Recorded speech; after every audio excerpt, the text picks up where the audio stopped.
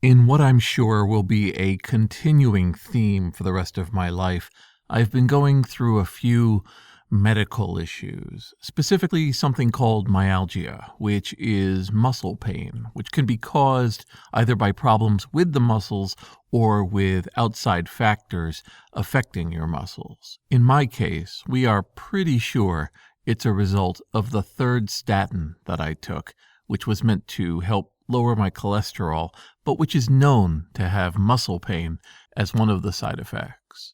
What this means is that even though I stopped taking the drug some time ago, I still feel rushes of pain in the morning, in the evening, coming in cycles. I do want to stress, I'm not in a lot of pain, and I'm definitely not experiencing shortness of breath or an inability to move or any of the factors that would make it impossible for me to get through the day.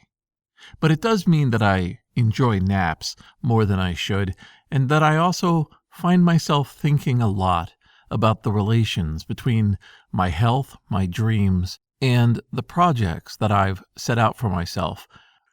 This is Jason Scott Talks His Way Out of It, a podcast about technology, history, and getting myself out of debt.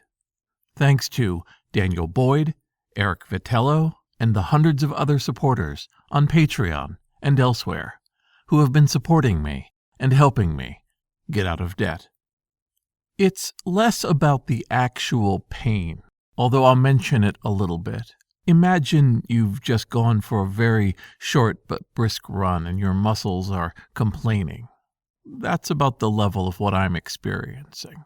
I'm able to lift things. I'm able to go for long walks. I'm even able to do exercise.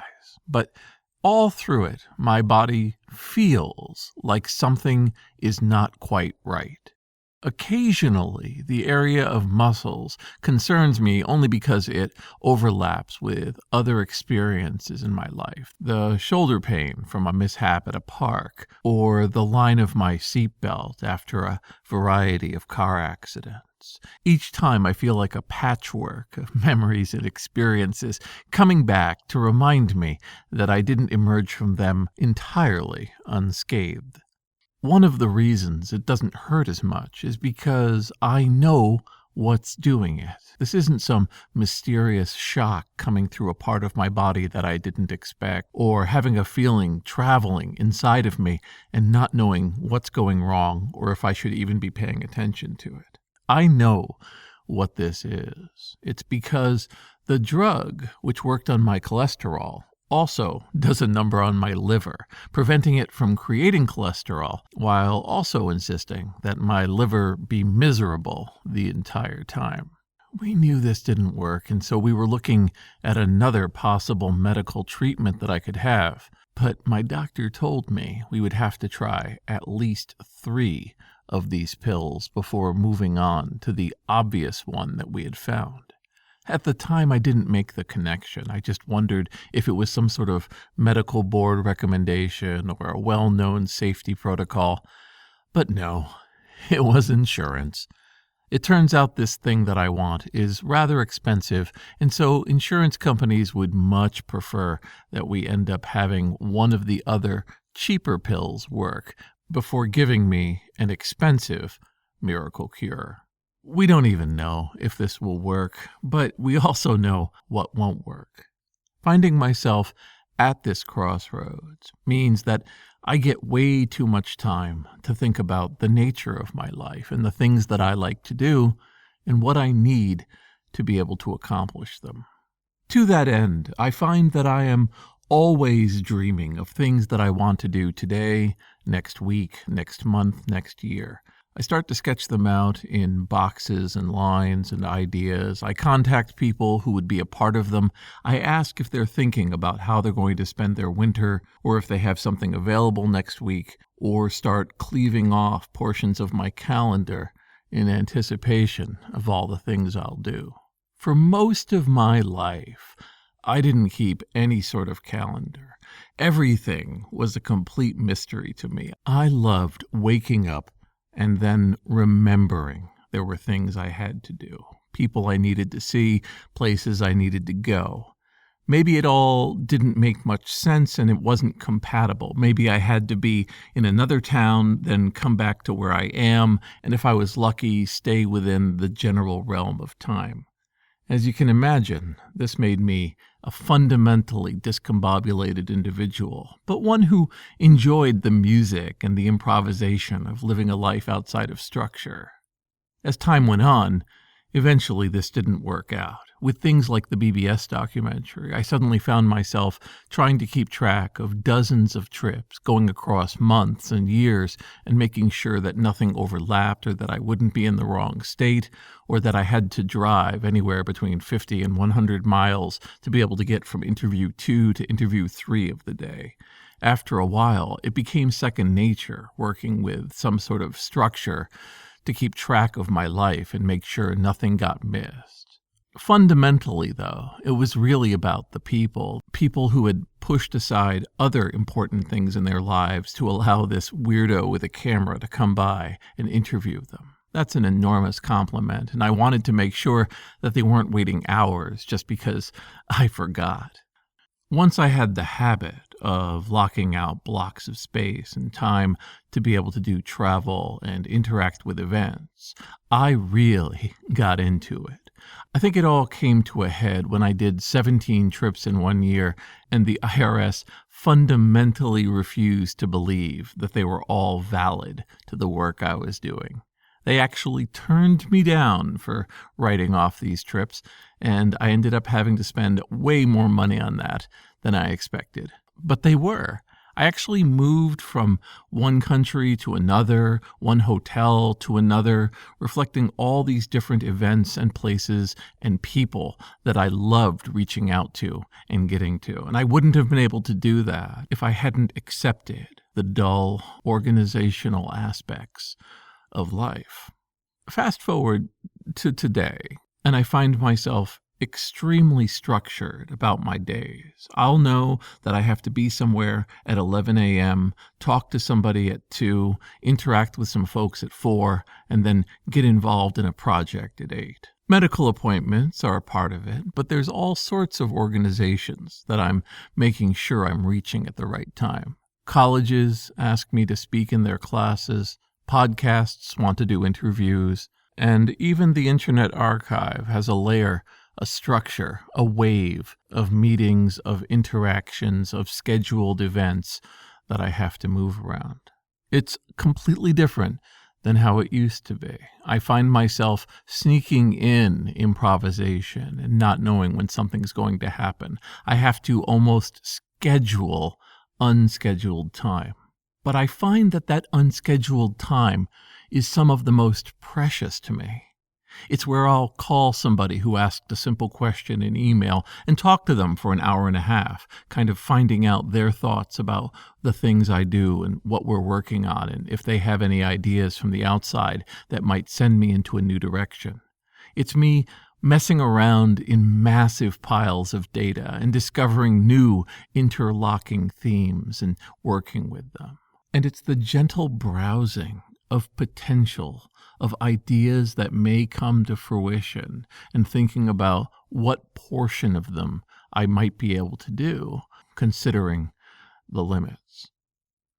This is where the health comes in.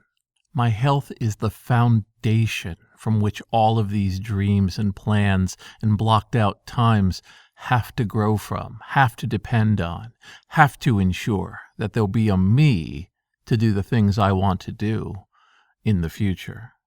Somewhere along the way, from the surprising heart attack and then other medical issues, I kind of internalized that I wouldn't always know when something terrible was happening before it was happening.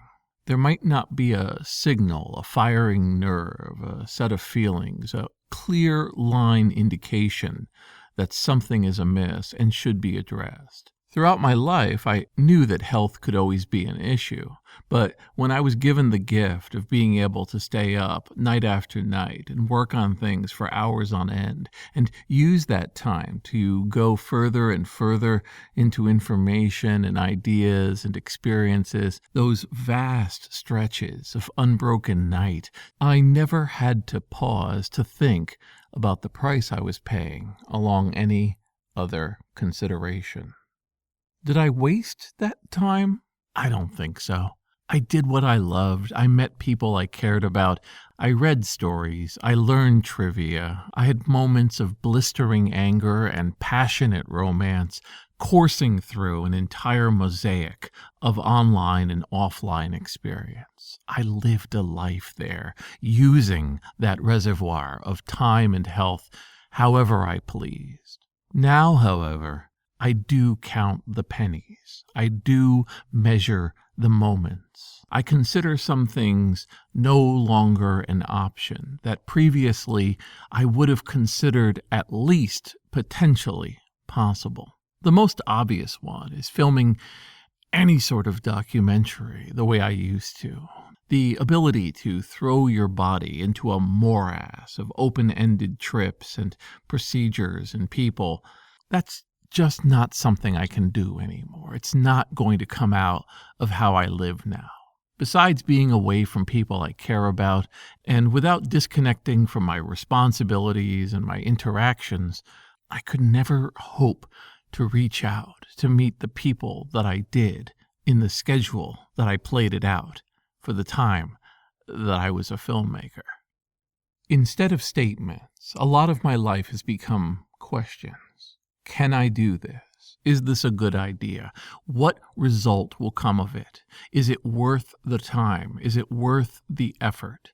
I ask myself these things in a pause that I never would have done earlier in my life, because I like to think that the ability to fling myself backwards into the darkness of potential and unknown barriers was being done with an acknowledgement that I was putting myself in various forms of risk. I had things to lose, but it was always something that I could afford to lose. Perhaps what I've reached now, at this point in my life, is a recognition of things that are too precious to lose, things that are too important to me not to finish and work on, and to treat them as the precious coin of the realm of where I'm living now.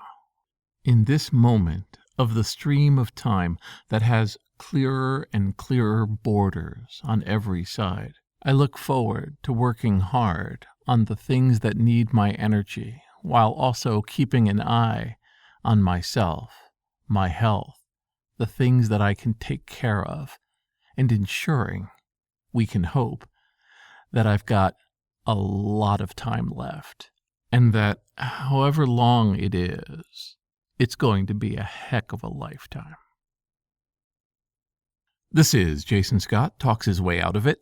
Thanks to James Bekoyanu, Mark Pilgrim, Peter Healy, Emilio Oliveira, Ernie Hershey, Michael Rubin, Matt Reynolds, and Anonymous, along with the hundreds of other supporters on Patreon and elsewhere who have been supporting me and helping me get out of debt.